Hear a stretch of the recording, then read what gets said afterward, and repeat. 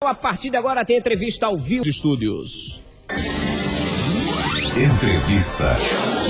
Francisco Navarro, muito conhecido, por ter uma grande atuação na SMTT, à época, na gestão do saudoso João Alves Filho, prefeito de Aracaju, e que ontem nós trouxemos uma polêmica aqui no programa. Aliás, não só de ontem, mas desde a semana passada, que estamos falando sobre um problema sério do engarrafamento ali na chamada rotatória do Caju, que hoje é o Complexo das Palmeiras, Deixou de ser rotatória, agora é Complexo das Palmeiras. Estou visualizando aqui pelo aplicativo Waze, que o trânsito está intenso agora na Avenida Beira-Mar, justamente acesso ali à ponte Godofredo Diniz. Navarro foi técnico da SMTT e justamente à época foi feita essa modificação ali na rotatória do Caju, hoje denominado Complexo das Palmeiras.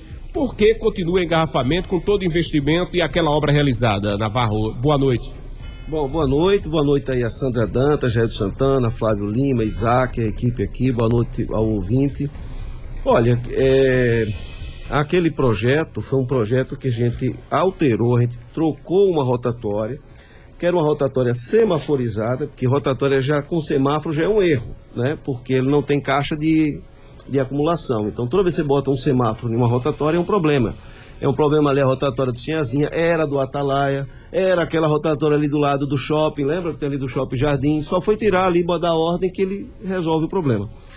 E no caso da Palmeiras, nós temos ali um problema que não tem como se resolver fácil, que é a questão da ponte, que é um dos tráficos que ficam grandes. São dois pontos ali de estrangulamento.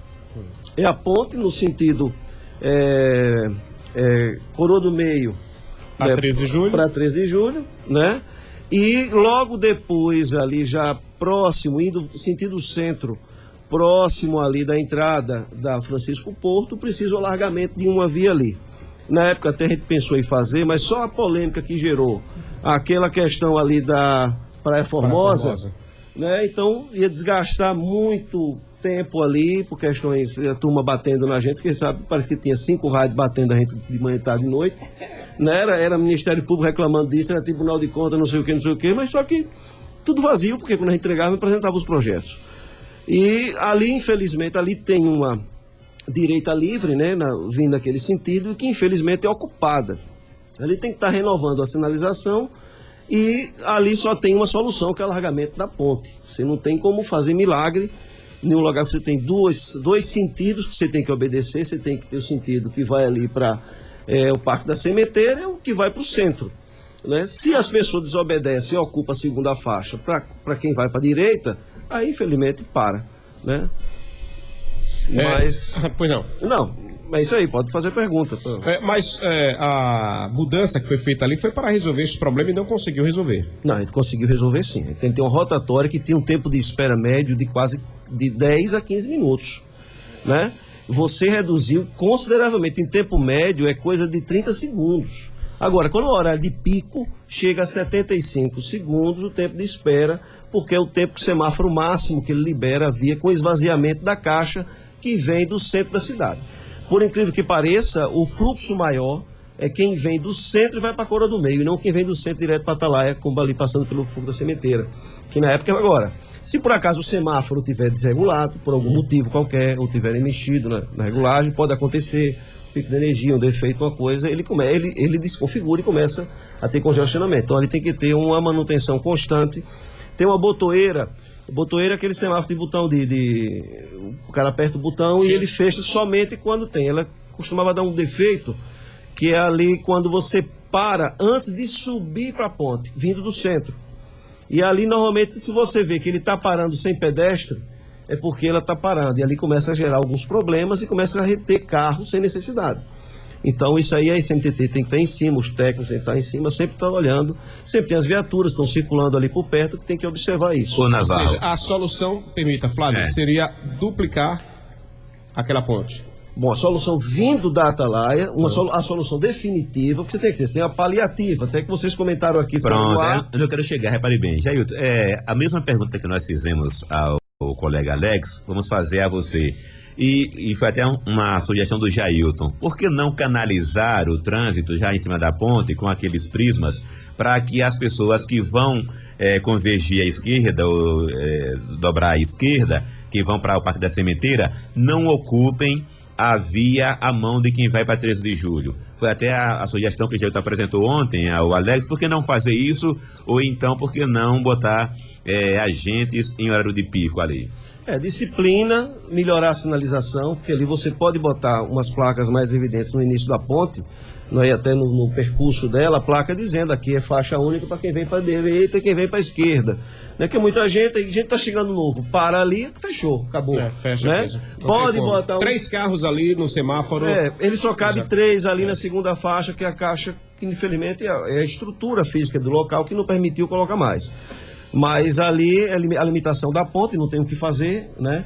Agora, o que cabe é a educação do pessoal que anda ali. Pode ser com sinalização, pode ser com atuação dos agentes no local, fazendo a sinalização, botando cone. Então, tem uma série de trabalho que os agentes lá são bons, eles sabem como fazer isso aí.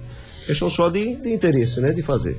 Agora, realmente você falou antes também que há uma dificuldade enorme por conta exatamente do local ser estreito, né, para... É estreito, então você tem um como. volume de carros grandes, eu não lembro mais de cabeça, mas assim, do horário de pico, é coisa de 700 carros por hora.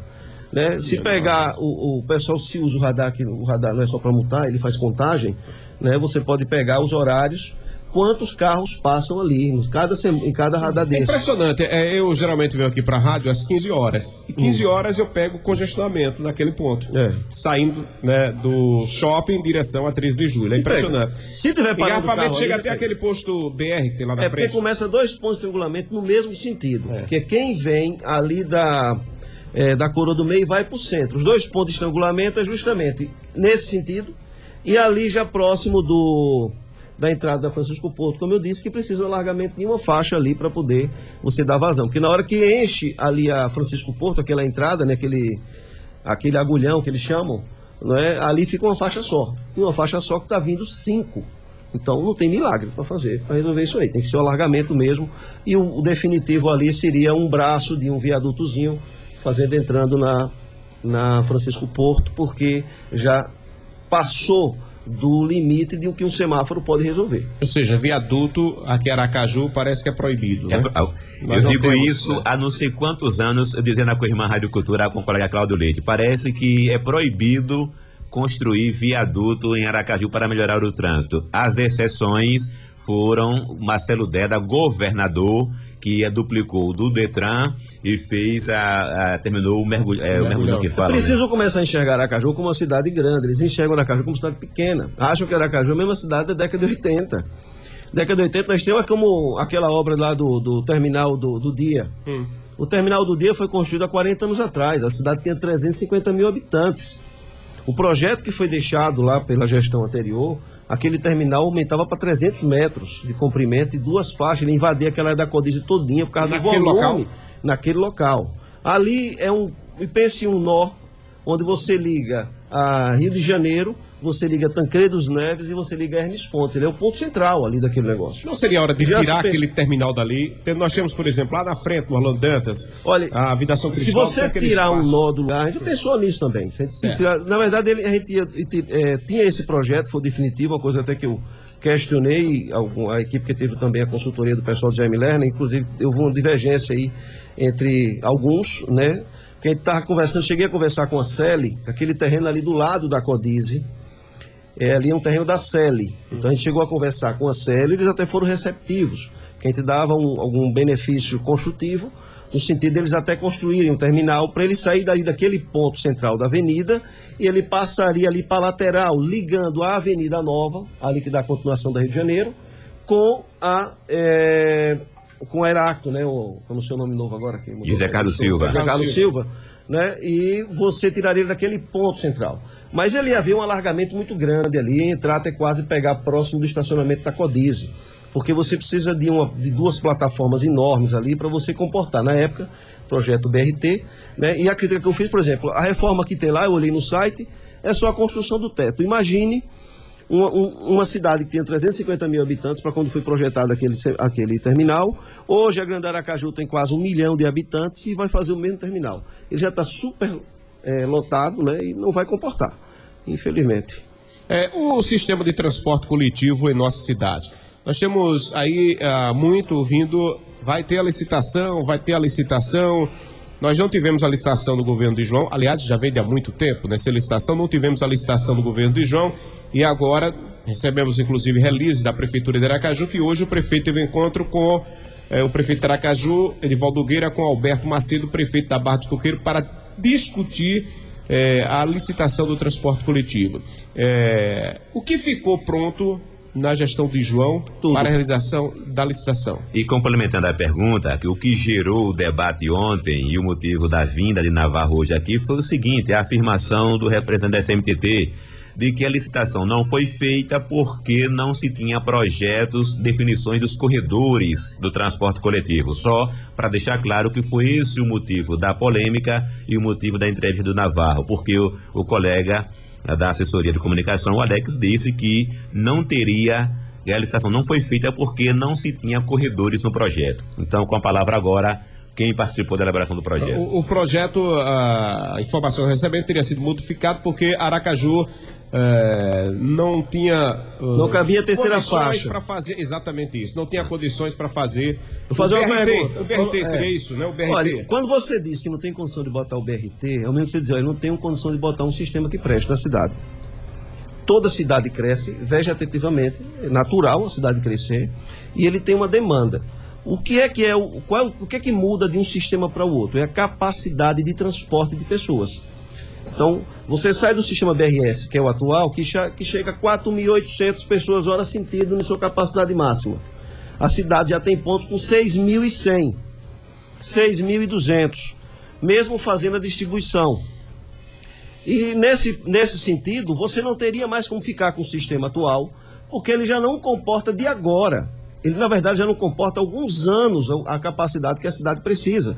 E o cálculo que você faz isso é em cima do levantamento que é feito das contagens. Quantas pessoas saem de um bairro e vão para outro determinado horário e qual o sistema de transporte que comporta isso. Você não olha para a estrutura da cidade primeiro. Primeiro você olha para a necessidade que você tem de número de pessoas para ser transportados. A partir daí, você vai definir qual é o sistema de transporte. E depois você vai ver como a cidade, como fazer isso dentro da cidade. O BRT é um sistema extremamente flexível, porque utiliza o ônibus, não é um metrô. Você vai aproveitar o sistema viário e adaptar a cidade a ela. E claro que em alguns locais você precisa fazer obra, como é o caso. Então, todos os corredores, eu vi corredores, por exemplo, o corredor da Hermes Fontes. Por que o corredor da Hermes Fontes está com o canteiro central? Usando o canteiro central, está usando o BRS. E por que o da Rio de Janeiro não está? Que seria muito mais fácil fazer, inclusive, na Rio de Janeiro. Por que dizer... ali existe a linha férrea, né? Não, mas não tem nada a ver. A linha férrea ali, por exemplo, a Beira-Mar, ou a Tancredo Neves, ou... Tancredo Neves ele não fez, que ele disse que não precisava, que era 4 corredores, na verdade são 10, né? Que precisa se fazer, mas nem todos são BRT. 5 era BRT, em função do volume para distribuição.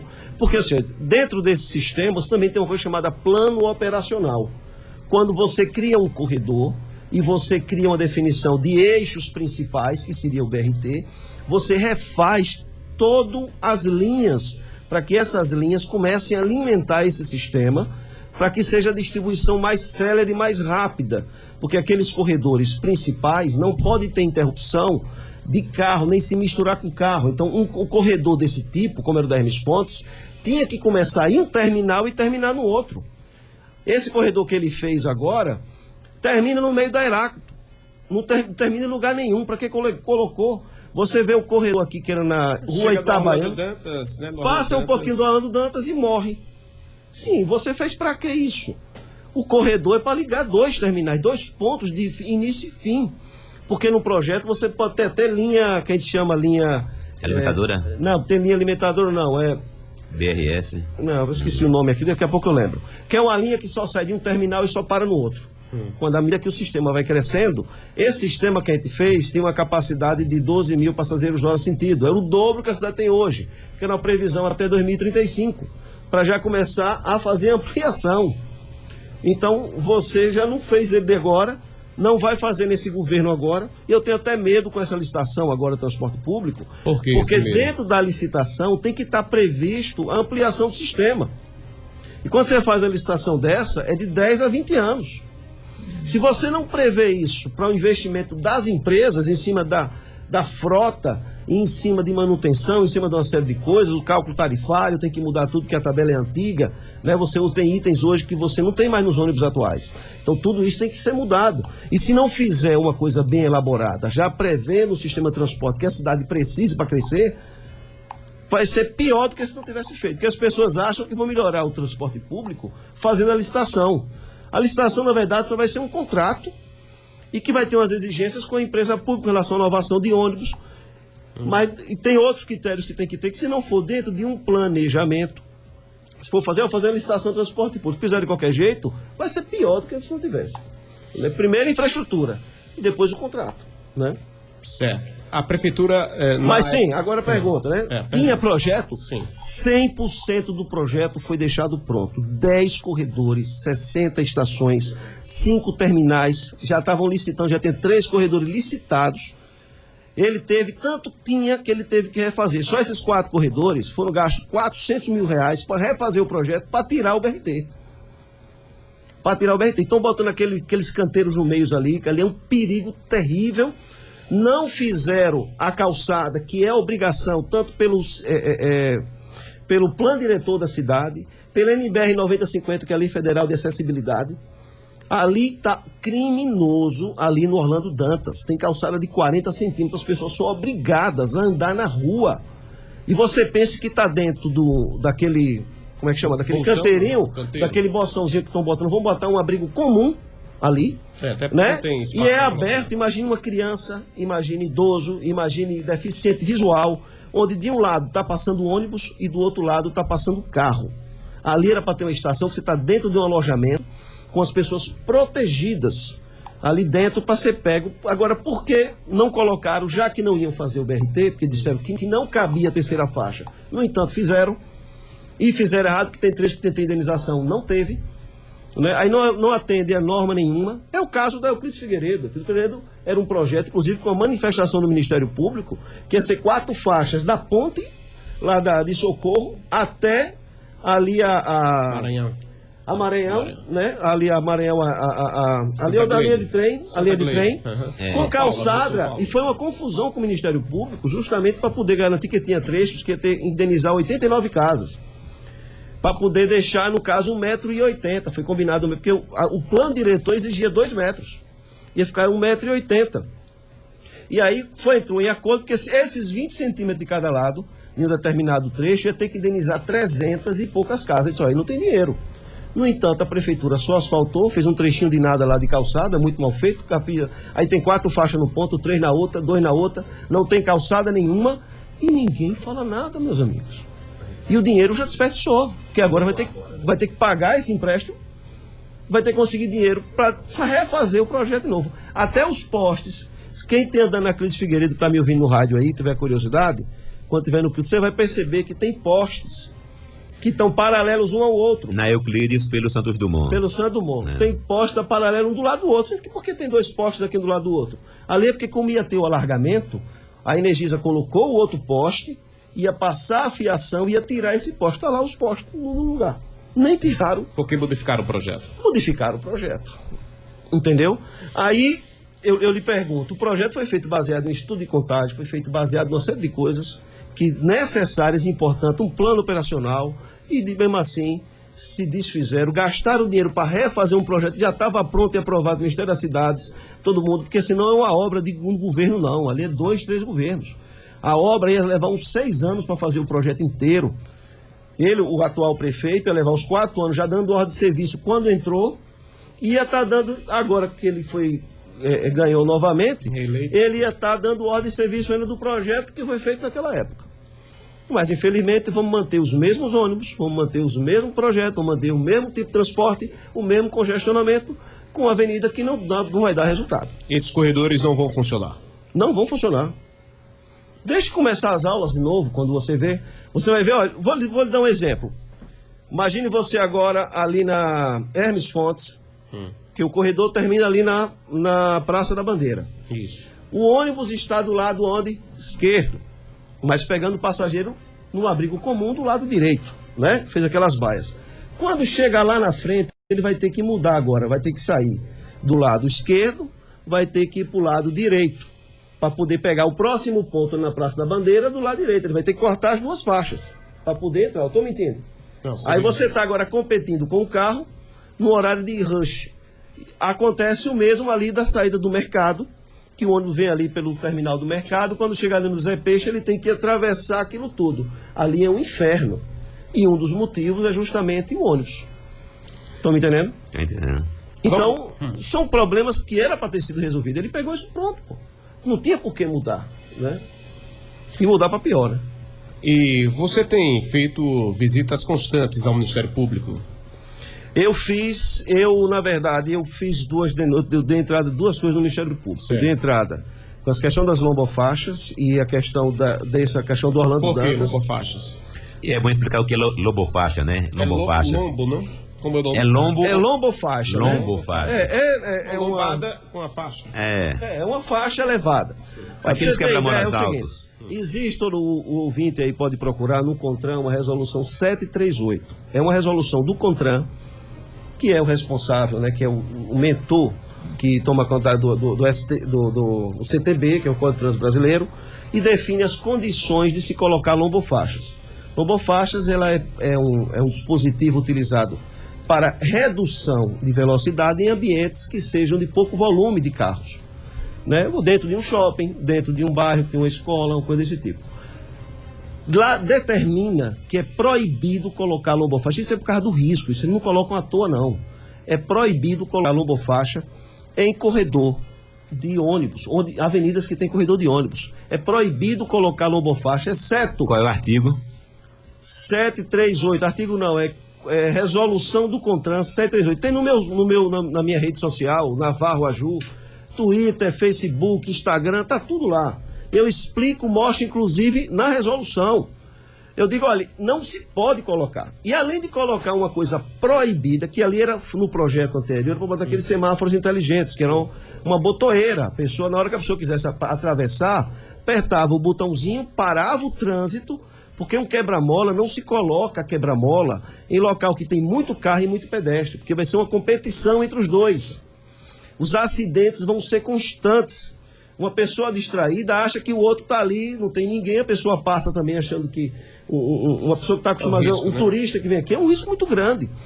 Então não é à toa que está aquilo ali. Além disso, ainda botaram a lombofaixa do tamanho irregular. Tanto é que passou. Olha, uma lombofaixa, ela é feita. Imagina o seguinte: você tem uma calçada. Ela é um paredão. Você tem uma calçada, aquilo ali é uma rampa de skate. Eu até ia fazer um vídeo para tirar uma onda, levar uns skatistas, porque eu queria ver o sentido. Aquela que tem na Heracto, aquilo chega a ser vergonhoso. Olha, a lombofaixa, para vocês entenderem, ela facilita para o deficiente cadeirante atravessar, né, em alguma condição, não numa avenida dessa que é perigoso para ele, mas ela é para estar no mesmo nível da calçada de um lado para a calçada de outro, que é 15 centímetros de altura, certo? Então ele nivela, para quem está andando, não sente que vai passar por uma pista, passa direto, certo?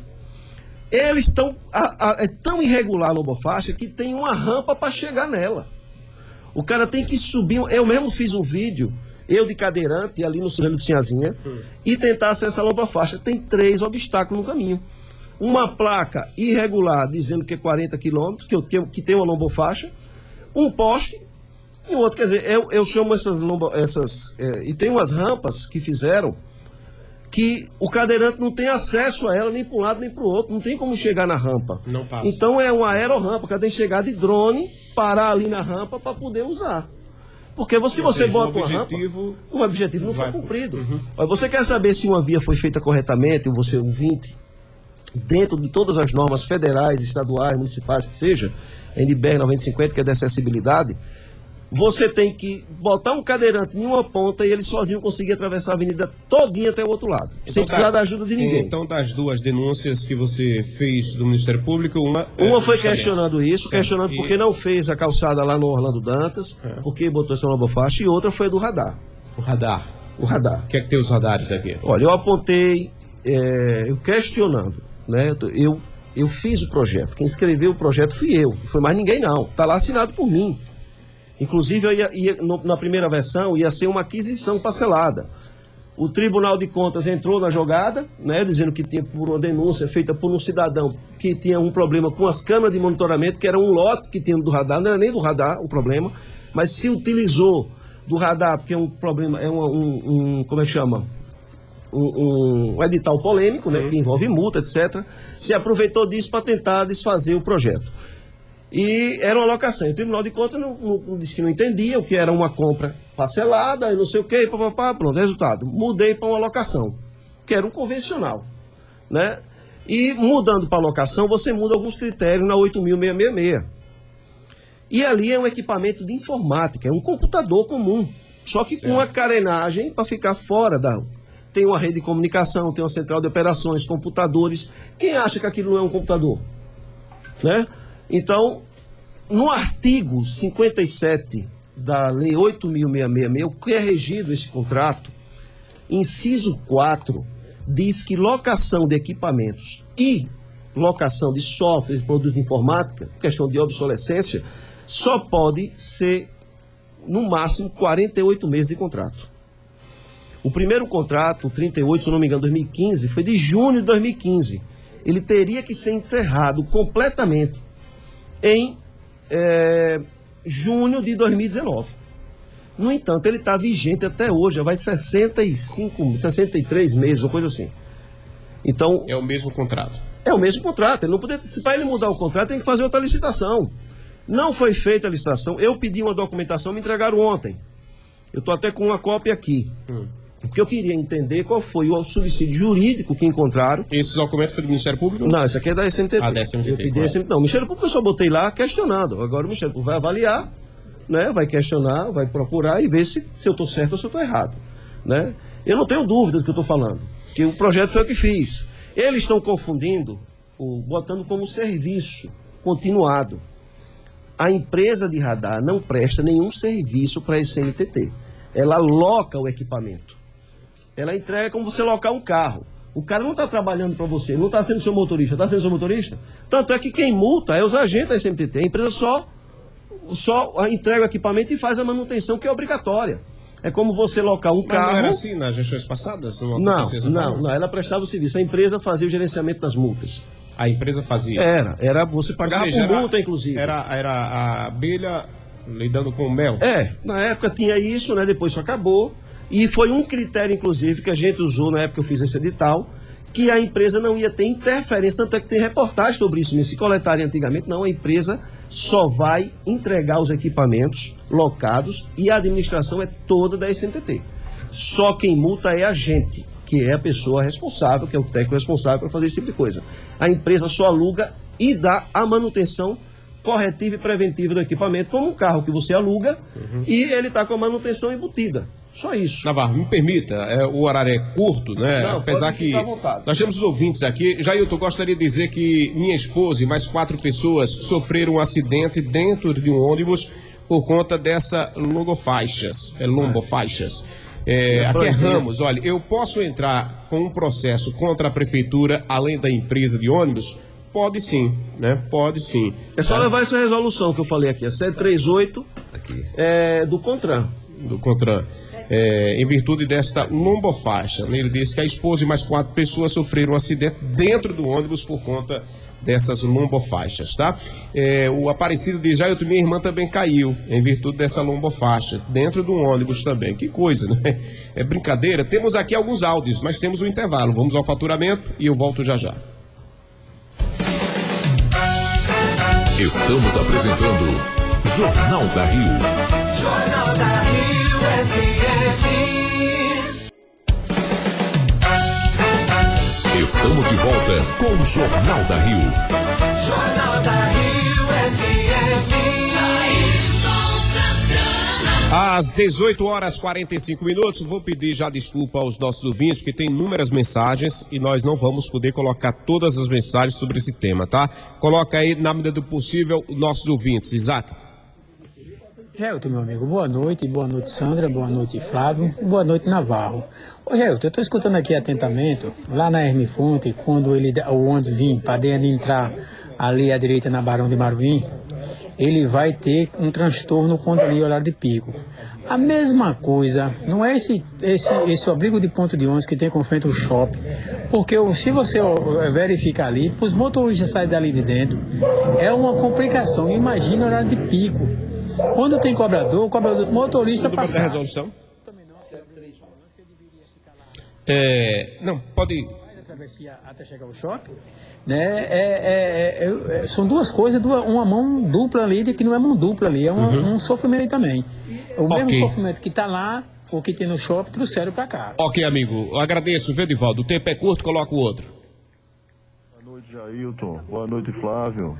Parabéns, programa de grande qualidade, parabéns. Sempre ouvindo vocês e me sinto muito instruído com as excelentes entrevistas e matérias que são debatidos e apresentadas no programa. Muito obrigado aí pelo programa de grande qualidade.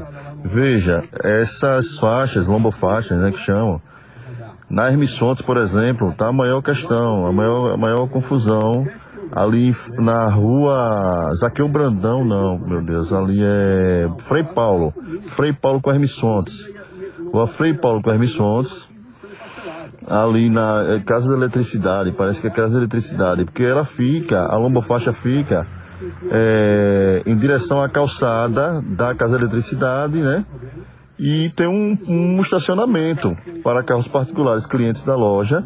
Ao lado tem um ponto de ônibus. Meu amigo, é a maior... Realmente é complicado, né? E a gente agradece aqui a participação do ouvinte. Coloca o próximo. Tá dando para entender, não tá, Navarro?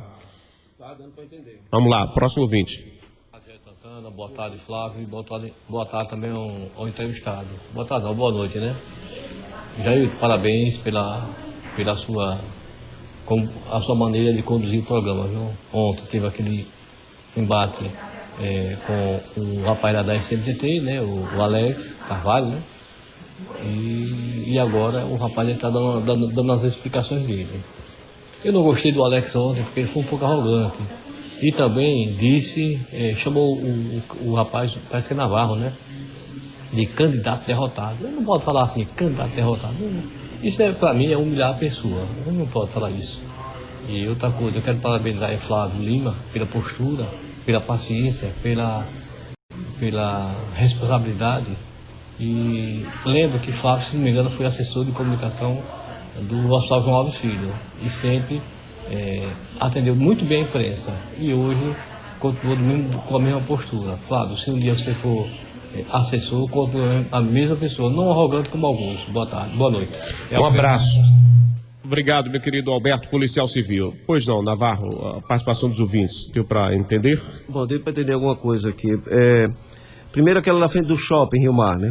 Parece que se espelharam naquele projeto para fazer Hermes Fontes. Mas aí foi você que fez? Ali foi na época da gente. Ali é o seguinte, veja bem, ali não é um corredor de transporte. Ali você tinha duas faixas apenas, com esse problema que acabou de falar daquela ponte, que você fica engarrafado. Só que com o ônibus parando do lado na pista, e o volume de ônibus ali não é tão grande, né? Ele ficava, tanto o pessoal que sai do shopping para atravessar a rua tinha que parar o trânsito, quanto o ônibus quando parava ficava só uma faixa subindo para a ponte. Então era muito mais grave. E ali você tem uma condição especial, porque ali tem uma área enorme para você colocar o abrigo e as pessoas ficarem muito bem seguras. E o volume de ônibus é muito pequeno em relação àquilo ali. Então, naturalmente, quando o ônibus sai, espera a vez dele para poder entrar na pista. Né? Diferente do que é feito na Hermes Fontes. O segundo, ele falou, eu acho que ele falou de lombofaixa. Na Rua Frei Paulo, ali. Que fica quase na esquina, né? Isso. Inclusive, tem um item aí do artigo 5º da resolução 738, que repare, se a rampa se a lombofaixa estivesse na medida correta, que é 15 centímetros de altura, e se ainda fosse possível colocar em vias onde tem corredor de ônibus, que não pode, também não poderia ficar em esquina, tem que ficar a 12 metros, está escrita a lei. Ainda tem outra coisa errada, a velocidade, pela lei, tem que ser 30 quilômetros. Para lombofaixa, botaram 40. Então tá tudo errado, não atende nada, né? E aqui, quanto ao candidato derrotado, né, eu queria dizer assim...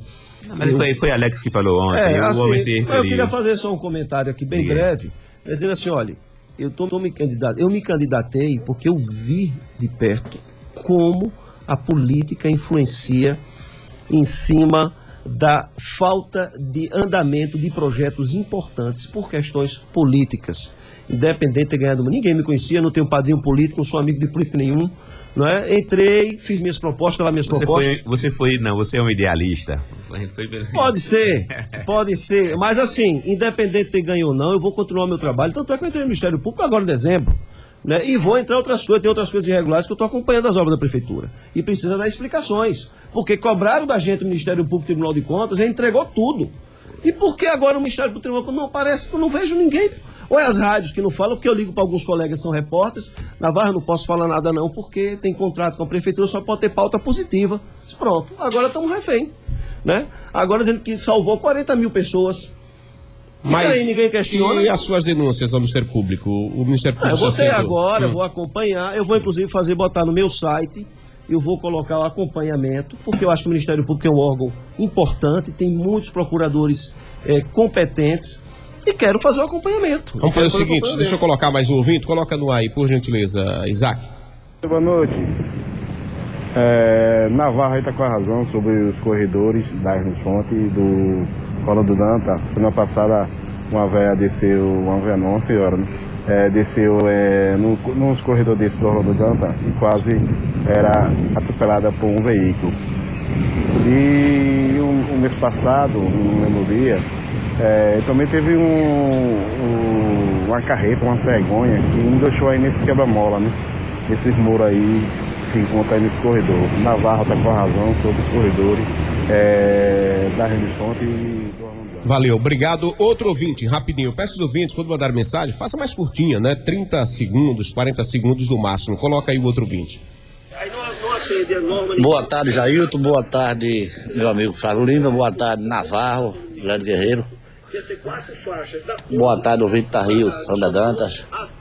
Navarro, me diga uma coisa. Quando você fala o risco para o deficiente visual, eu queria que isso fosse mais claro.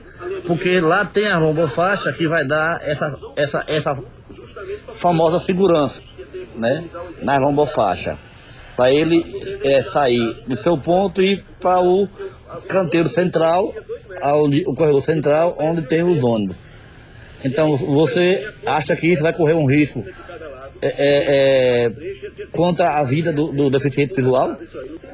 Me explique, por favor. Ok, vai explicar agora. Pois não, Navarro. Luiz Carlos. Luiz Carlos, tudo bem? Forte abraço para você. Você é um cara extremamente competente, uma pessoa do bem. Olha, Luiz Carlos, veja bem. O correto não é lombofaixa nesse trânsito, nessa questão desses corredores. Por quê? Porque a lombofaixa não tem piso tátil, né? Dentro daquelas baias que você pode ver, primeiro, outra coisa, com o semáforo, que deveria ser o correto, tem o sonoro. Então, o deficiente visual, ele sabe o momento que o semáforo está aberto e que o semáforo está fechado. Com a lombofaixa, ele vai ter que confiar, porque imagine que o deficiente visual ele tem que andar só, ele não necessariamente vai precisar ter alguém do lado dele, né? Então, ele vai no escuro, ele vai atravessar como? Onde é que fica a lombofaixa, para ele saber onde é que fica, né? E dentro daquela canaleta de ônibus, ele tem uma estreita de 2 metros, 2,5 metros, ali, eu acho que é 2,80 metros, se eu não me engano, 3 metros no máximo, aquilo ali. Ele vai estar de um lado o carro, não tem nada que impeça que ele caia, que ele chegue na calçada, ele vai ter que estar sentindo para saber onde o ônibus vai parar. E do outro lado vai ter um abrigo pegando uma parte desse cruzamento. Então ele é perigoso para criança, ele é perigoso para idoso, ele é perigoso para deficientes visuais, para cadeirantes. Porque imagine quando o ônibus parar ali, que for descer um ônibus cheio, porque todo transporte público é dimensionado o tamanho. As estações, por exemplo, tinha 20 metros por 3 de largura. Era dimensionado em função da quantidade de pessoas que podia caber ali dentro. Imagina aquilo cheio, aquela aba cheia de gente. De criança indo para a escola com a mãe ali. Se não solta a mão ali, ele corre para um lado, corre para o outro, ele vai ser atropelado. Entendeu? Um deficiente visual vai ficar como ali? Como é que ele vai atravessar de um lado ao outro? Se ele cair no sentido contrário, tem que atravessar a via do ônibus. Porque a via que vai no sentido contrário, o abrigo vai ficar no outro lado. Entendeu? Então eu tenho amigos visuais e que tem deficiência visual e disse que não vai, se pegar ônibus, vai ter que ter alguém do lado dele para poder ajudar ele. Bom, mesmo porque ali é proibido botar esse tipo de lombada. Navarro, somos escravos do tempo, né? Quero agradecer a sua presença aqui, aceitar o convite e vir falar sobre muitos temas, e não vai faltar outra oportunidade, né, para que a gente possa abordar inclusive outros assuntos relacionados à mobilidade urbana aqui em Aracaju. Muito obrigado. Eu que agradeço a vocês, agradeço o espaço, né? Procuro sempre ser o mais técnico possível, sempre se baseado em lei. Não estou aqui para fazer politicagem. Todas as denúncias que eu faço, que eu fiz, são sempre baseadas em cima de um dado técnico, né? Porque é isso que eu sou, né? Eu acho que eu não estou aqui para defender. Se o prefeito Edivaldo fizer alguma obra bem feita, receberá o meu elogio. Se fizer alguma coisa errada, seja ele ou quem for, eu vou criticar e vou dizer por quê, né? Mas obrigado a todos, obrigado aos ouvintes, né? E sigam minhas redes sociais, né? Navarro Aju, Twitter, Facebook, Instagram. Quiser questionar qualquer coisa, pedir qualquer documento, pode pedir. E quem estiver duvidando que não tinha projeto, pode pedir os projetos que eu disponibilizo. Ok, então, Navarro, grande abraço.